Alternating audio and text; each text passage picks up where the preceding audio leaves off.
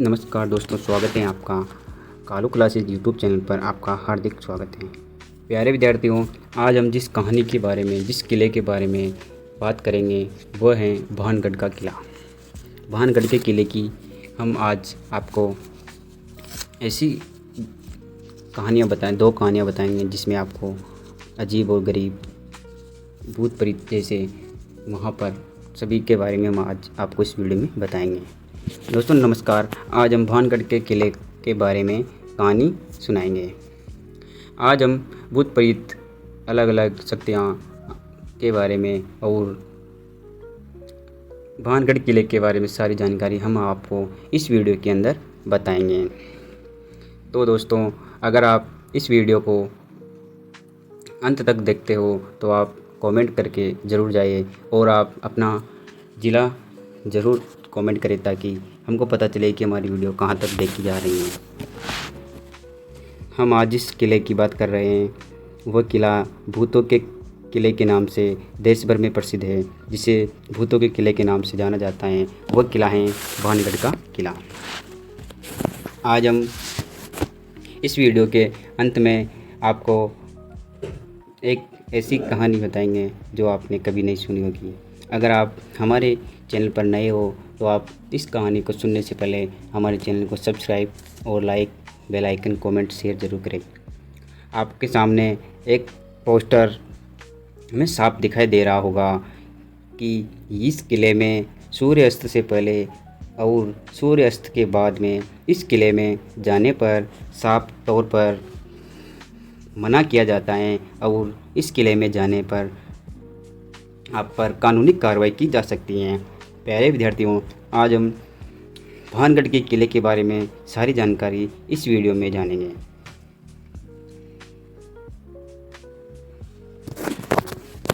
अब हम बात करते हैं भानगढ़ किले की वह दो कहानियाँ। कहा करते हैं दोस्तों कि आमेर के राजा भगवान दास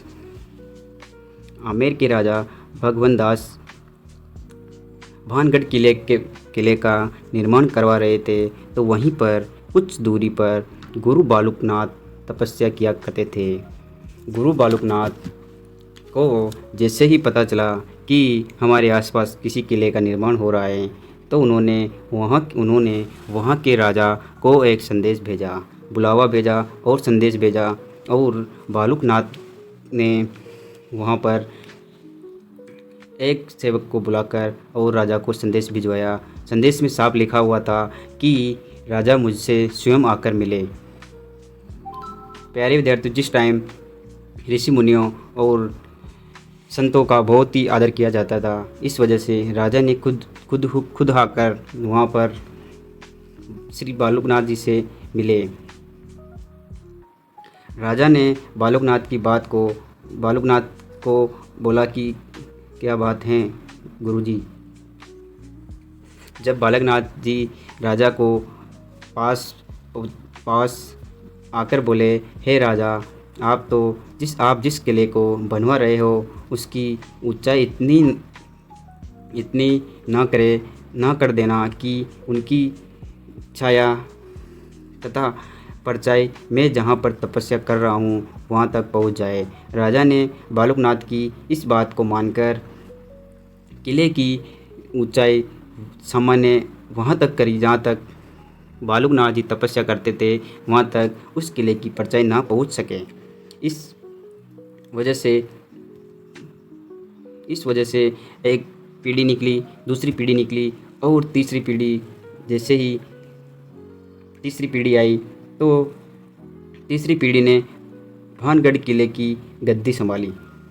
उन्होंने बालुकनाथ की बात को ना मानकर किले का पुनर्निर्माण करवाया और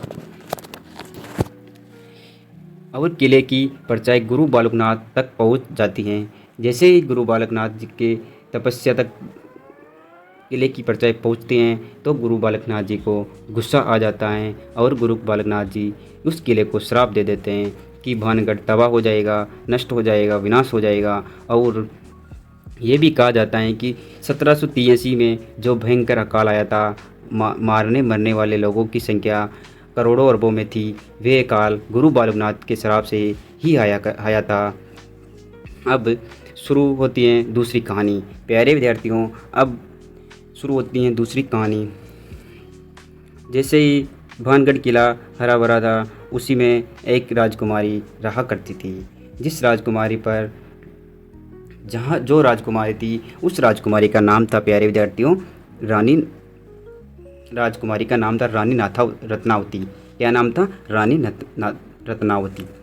रानी रत्नावती बहुत ही सुंदर और सुशील, बहुत ही अच्छी और अच्छी संस्कार महिला थी, राजकुमारी थी, जिस पर वहाँ के आसपास के राजाओं का मन मोहित हो जाता है।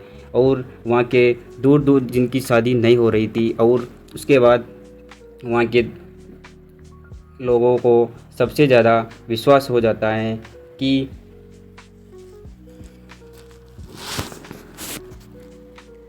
दूर दूर से रानी के पास संदेश आते हैं राजाओं के कि शादी, मेरे से शादी कर लो, उससे शादी कर लो। शादी के विवाह के मामले में उनके पास बहुत सारे संदेश आते हैं, लेकिन रानी रत्नावती ने शादी से इनकार कर देती हैं। जब ही वे बहुत खूबसूरत थी, सुंदर थी, इस कारण अलग अलग राजाओं के संदेश आया करते थे। अब उसका जो प्यारे विद्यार्थी वहाँ पर उसका एक तांत्रिक, जो कि उसका नाम था सिंधिया तांत्रिक।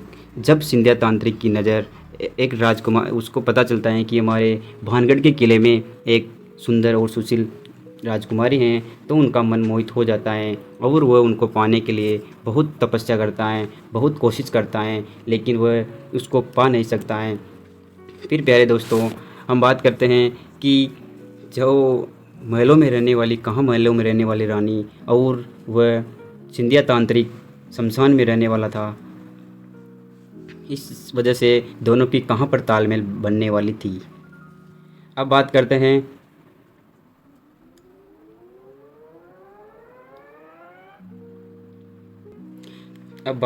प्यारे दोस्तों, भानगढ़ किले में उन दिनों बाजार लगता था।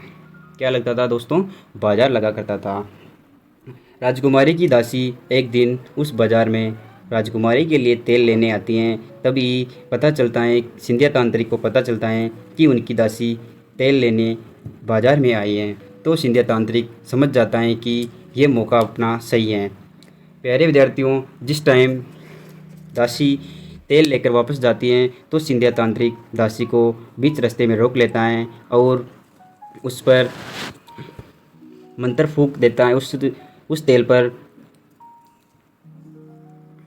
तेल पर ऐसा मंत्र फूंक देता है ताकि राजकुमारी को वह पा सके। लेकिन जैसे ही राजकुमारी ने उस तेल को देखा तो उससे शक हो गया। जैसे ही दोस्तों राजकुमारी ने उस तेल को देखा था, तो उस तेल में उसको शक हो गया और कहने लगी कि दासी, आपको कोई बाज़ार में कोई व्यक्ति मिला था क्या? फिर दासी ने बोला, हाँ राजकुमारी, मेरे को बाज़ार में एक सिंधिया तांत्रिक मिला था। फिर क्या, राजकुमारी को सारा बात समझ में आ गई। पूरा का पूरा तेल एक पत्थर था दोस्तों वहाँ पे, उस पर राजकुमारी ने खुद के हाथों से उस तेल को उस पत्थर पर डाल दिया। जैसे ही पत्थर पर तेल को उसने डाला, तो वह पत्थर, प्यारे विद्यार्थियों, कहा जाता है कि सिंधिया तांत्रिक ने ऐसा मंत्र फूंका था कि जैसे ही राजकुमारी ने उस तेल को पत्थर के ऊपर डाला, तो पत्थर खुद स्वयं ही लुढ़क कर सिंधिया तांत्रिक की छाती पर चला गया और सिंधिया तांत्रिक को तपस्या भंग हो गई और सिंधिया तांत्रिक वहीं पर ख़त्म हो गया। इस वजह से कहा जाता है कि सिंधिया तांत्रिक ने वहाँ पर श्राप दिया कि उनके किले का, भानगढ़ किला ख़त्म हो जाएगा, वहाँ तबाह हो जाएगा। और कुछ समय बाद वहाँ युद्ध हुआ और लाखों करोड़ व्यक्ति मारे गए। और इसमें यह भी कहा जाता है कि इस वजह से वहाँ पर अभी तक उस सिंधिया तांत्रिक की जो आत्माएं हैं वह भटकती रहती हैं।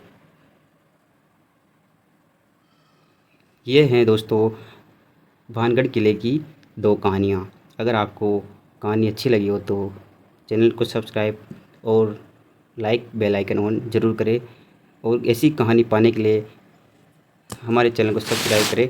Thank you so much. कहानी अच्छी लगी हो तो कमेंट में अपना नाम स्वयं लिख के जाए। Thank you so much.